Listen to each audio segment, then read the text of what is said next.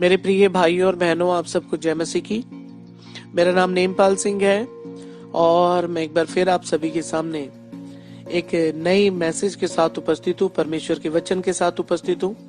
आज मैं जो है एक वचन शेयर करना चाहता हूँ जो कि मरकुस और उसका 10वां अध्याय और उसकी 46 से लेकर 52 आयत तक जो है आज मैं शेयर करना चाहता हूँ। यहाँ पर एक घटना है जिसके विषय में जो है परमेश्वर का वचन क्या कहता है, हम क्या सीख पाते हैं, ये चीज जो है मैं आपके साथ शेयर करना चाह रहा हूँ। तो यहाँ पर हम देखते हैं कि मरकुस उसका 10वां अध्याय उसकी 46वीं आयत में लिखा है कि वे यरीहो में आए और जब वह और उसके चेले और एक बड़ी भीड़ यरीहो से निकलती थी, तब तिमाई का पुत्र बरतिमाई एक अंधा भिखारी सड़क के किनारे बैठा था।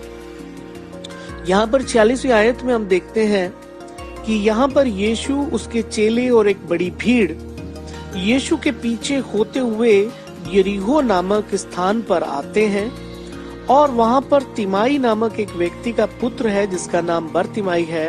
वो एक अंधा भिखारी है जो कि सड़क के किनारे बैठा करता था।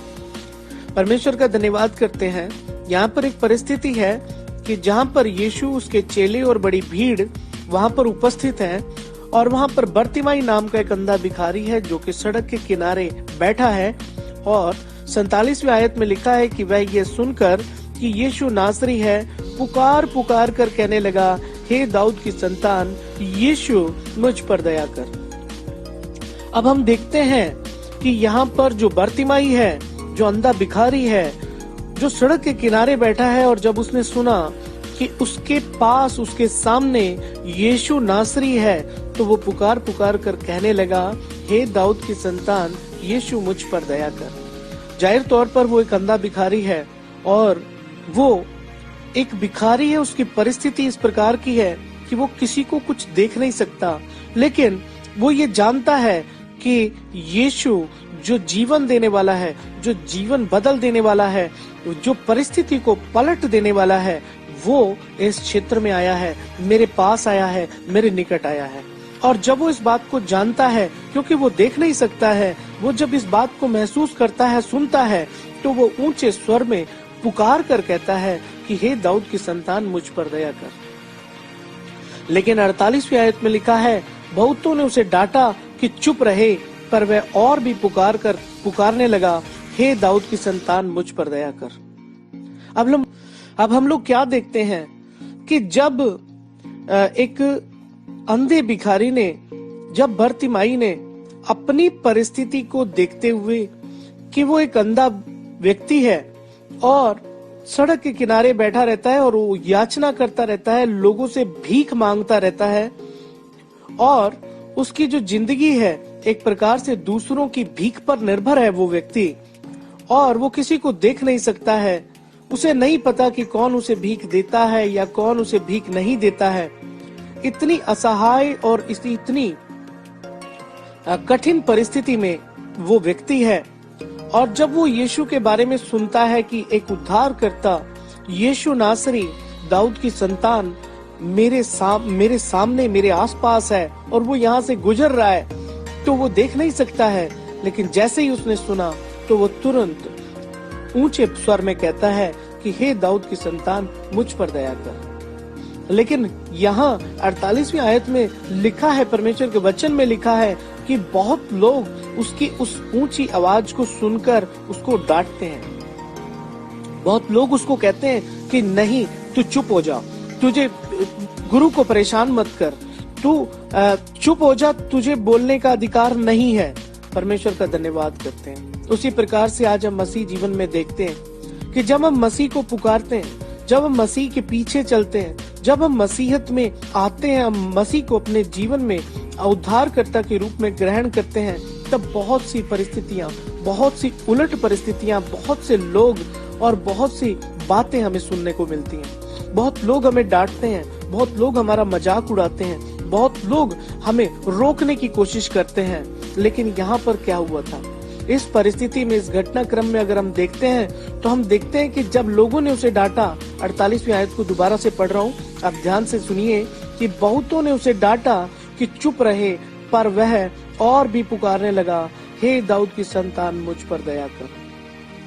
परमेश्वर का धन्यवाद करते हैं कि जब बरतिमाई को डांटा गया, लोगों के द्वारा डांटा गया, लोगों के द्वारा उसे चुप कराया गया, क्योंकि उसे तुच्छ समझा जाता था, क्योंकि वो अंधा था, क्योंकि उसकी परिस्थिति को देखते हुए उसे लोग डांट रहे थे, लोग उसे दबाने की कोशिश कर रहे थे, लोग उसे धुतकारने की कोशिश कर रहे थे, लोग उसे बिल्कुल किसी लायक नहीं समझ रहे थे। लेकिन उसने और पुकार कर कहा कि हे दाऊद की संतान मुझ पर दया कर। कि तब यीशु ने ठहर कर कहा, उसे बुलाओ, और लोगों ने उस अंधे को बुलाकर उससे कहा, ढांढस बांध, उठ, वह तुझे बुलाता है।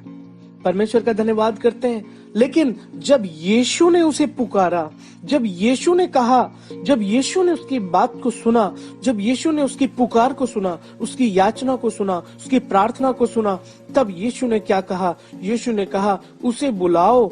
और फिर लोगों ने क्या कहा? लोगों ने कहा, ढांढस बांध, उठ, वह तुझे बुलाता है।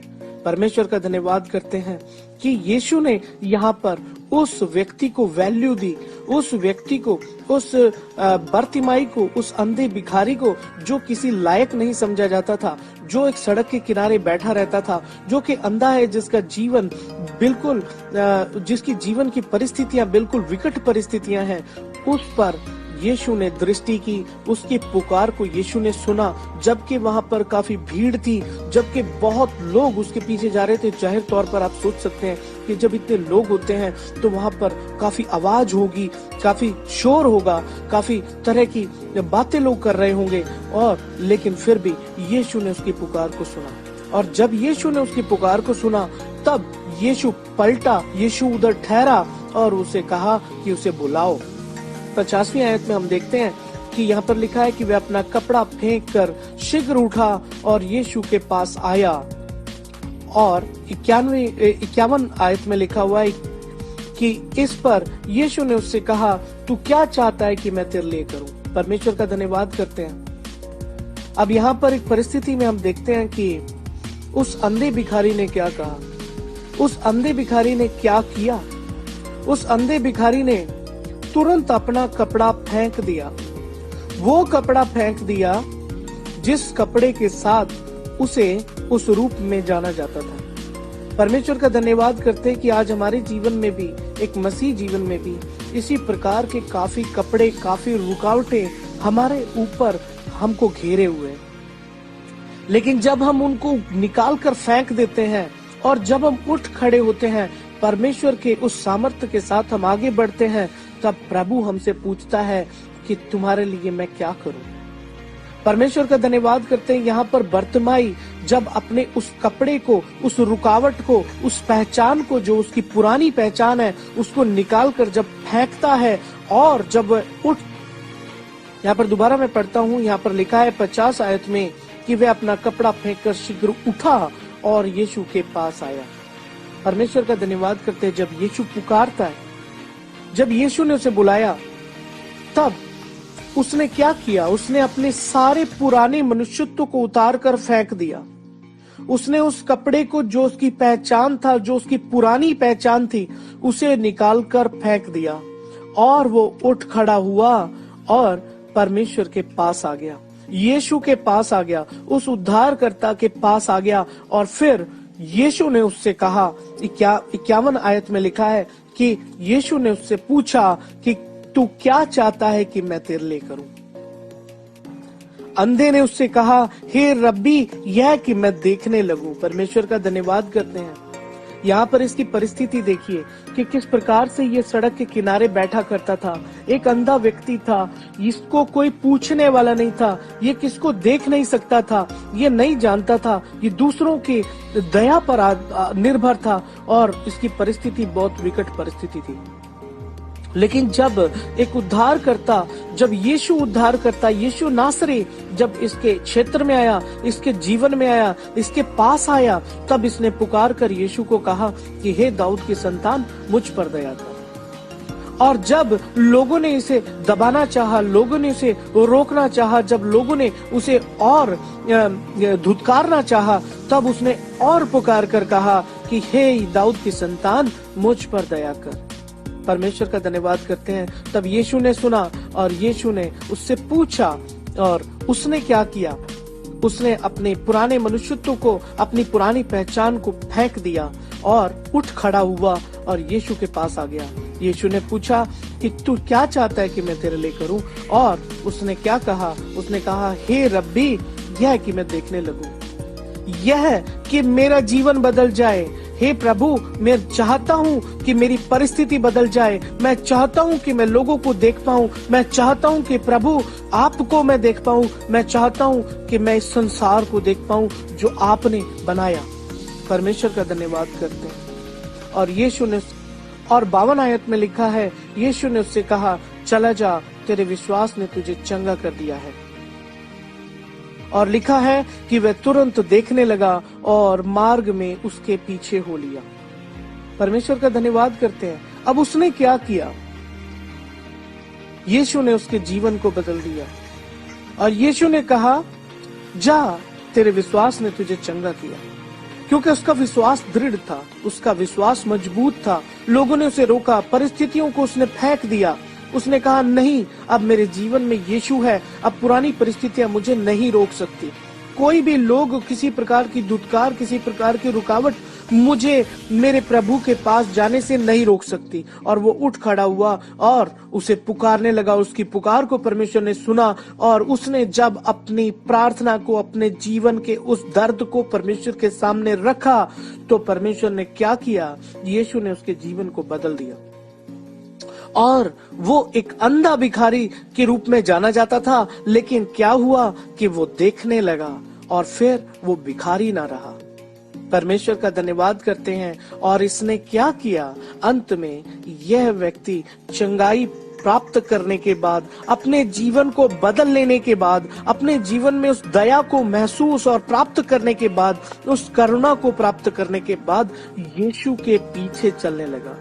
परमेश्वर का धन्यवाद करते हैं। उसने सब चीजें छोड़ दी, उसने उस कपड़े को फेंक दिया, वो उठ खड़ा हुआ और जब उसने चंगाई को प्राप्त किया तो पूर्ण रूप से पूरा जीवन उसने अपना प्रभु को दे दिया और यीशु के पीछे चलने लगा। परमेश्वर का धन्यवाद करते हैं। यही एक मैसेज था जो मैं आप सबके साथ शेयर करना चाहता था। और इस वचन के साथ प्रभु आप सबको आशीषित करें और आप सबको जय मसीह की।